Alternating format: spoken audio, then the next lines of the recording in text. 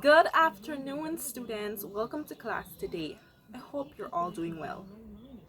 Okay, great. Happy to hear. We're going to start off today's lesson with a role playing activity. So, first, I need two volunteers, Sarah and Jason. Great.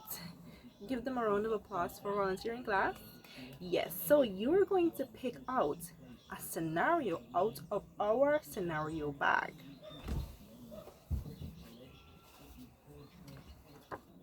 Okay, who would like to pull? Sarah?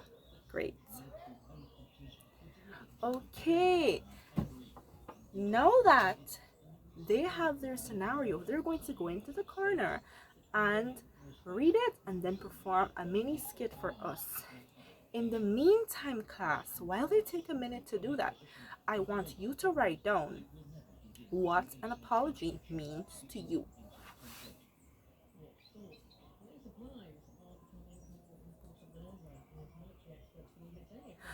Okay. Would any like would anyone like to share in the meantime? Annalisa, okay. So you're saying an apology means someone saying they're sorry for hurting your feelings? Okay, good. That's a great answer. Yes, Rebecca? Okay, Rebecca thinks an apology is when somebody makes up for doing something bad or wrong to you. Would you like to give us an example, Rebecca?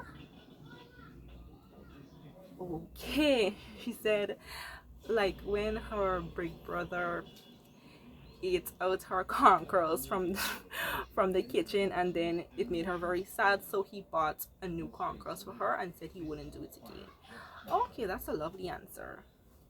Sarah and Jason, are you ready to show the class your skit? Great, let's see.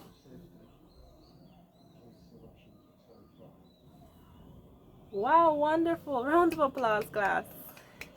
What did you think about that skit? Do you think that that skit embodied or portrayed a genuine apology? Okay, let's hear from Kimberly. Why do you think the scenario in which Jason and Sarah acted out just now showcased a genuine apology? All right, so you're saying it was a genuine apology because Jason apologized to Sarah for breaking her pencil and offering to buy her a new one. That's a brilliant observation. Thank you very much. Jacob, what about you? Do you have anything to add? Okay, wonderful. Jacob is saying he also promised he would take care in handling her property in the future. Wonderful observation, class. Let's move on to the next part of our lesson. Okay, class. So we're all human, we all make mistakes.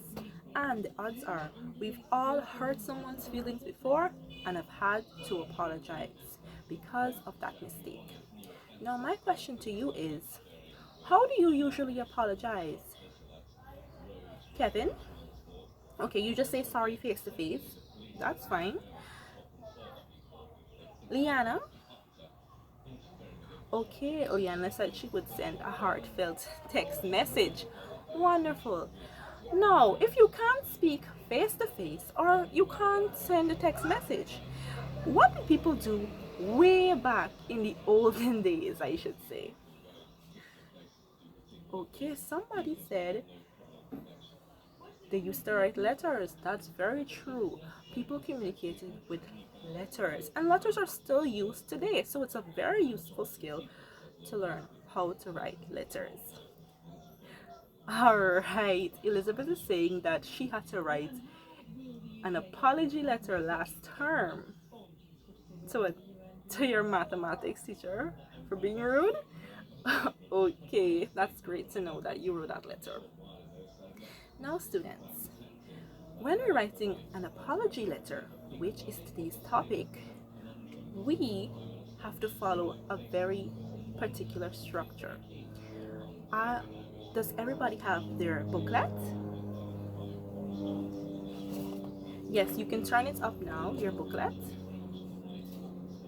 Your booklet, Guide to Letter Writing booklet. Okie dokie. So now, what do we need to know when we're writing a letter? The first thing that comes to your mind when we're writing a letter. Okay, the person's address. Yes, Tanisha? Okay, the sender's and the receiver's address. Now, let's move on to the body of, let's move on to, when I say body, I mean the entire letter. Okay, the entire letter. But there's a special part we call the body as well. Let's look at our diagram. As you can see, there's a body here, like how I have a body and you have a body, there's a body here. Okay, now in our booklets, we have the formal letter structure diagram. First, at the head, what do we have here, students? Yes, the heading, followed by where the mouth is, we have a greeting. Yes. And moving down to the body, we have what? The body, yes, in the torso, we have the body here. Now going down, we have the closing at the legs, yes. Then we have at the bottom, the shoes, we have the signature, exactly. So this diagram is going to help us to remember when we're writing a letter, we need all of these parts, okay, students? All of these parts are necessary to write a good letter.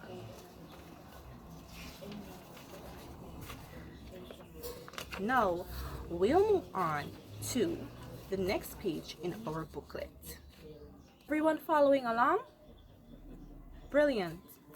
Now, our letter, we have our sender's address, our receiver's address, our salutation. Now, let's go through our sample letter. Our salutation reads, Dear Mrs. Fisher, I am writing to apologize for passing notes in class. Can anybody tell me what this part of the letter is? What I just read? Yes, that's our introduction. It tells us the topic or what we're going to be talking about in this letter. Now, let's move on to our body. I realize that you are discussing important concepts that are going to help us write our upcoming analysis essays and do well on the final exam. And I should have been paying closer attention. From now on, I limit my classroom communication to helpful comments that are related to the subject matter and wait to discuss personal things until after class. I also wanted to thank you for giving me a warning instead of detention because my coach would have benched me if I had been late to practice. I promise you won't have to make that decision again. Sincerely, Billy Tamin. Okay, now let's carefully examine our letter. We read our body, then we read our closure, and we went on to read our signature. Let's pay keen attention to what we noticed in the letter. Firstly, what did Billy say? What did Bill say? Okay, yes, Annalisa. He expressed that he was very sorry. He expressed that it was something that he shouldn't have done. And then he went on to say, moving forward, that he will limit his classroom communication. What is he trying to do? Yes, he's trying to fix the issue, show her with actions that he will change. Now, what else is he doing? Yes, he tells her that it will not happen again. The mistake will not happen again. Those are three very important things that we should remember. We can call them the 3 R's. The 3 R's are regret, react, reassure. Now let's see what our booklet says about it.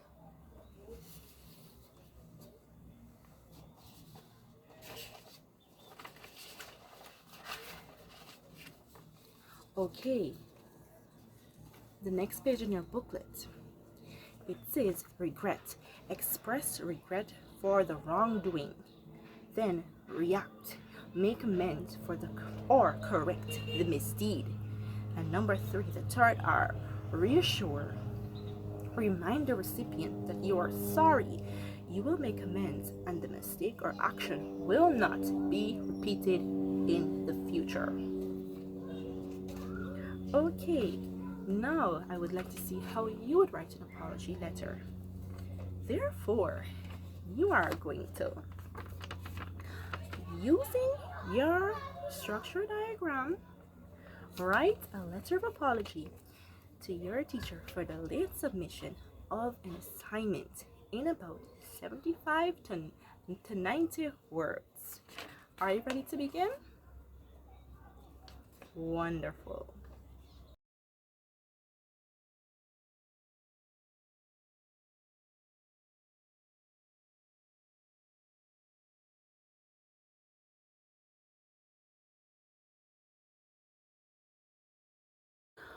Alright then, students, now that you've finished writing your letters, I would like you to write a poem about apologies or about being sorry in groups of 4. Okay, are you finished, students? Let's read some poems. I'm excited. Which group would like to go first? Jacqueline's group, lovely. Let's see your poem. Okay, this is a lovely poem. My apology is like glue. It fixes the broken, which is me and you. Let me apply some of it on us so we can make up without a fuss. That is a lovely poem. And it's time for us to wrap up today's lesson. You were a brilliant class. Thank you so much for being so cooperative. Do enjoy the rest of your day. Goodbye, students.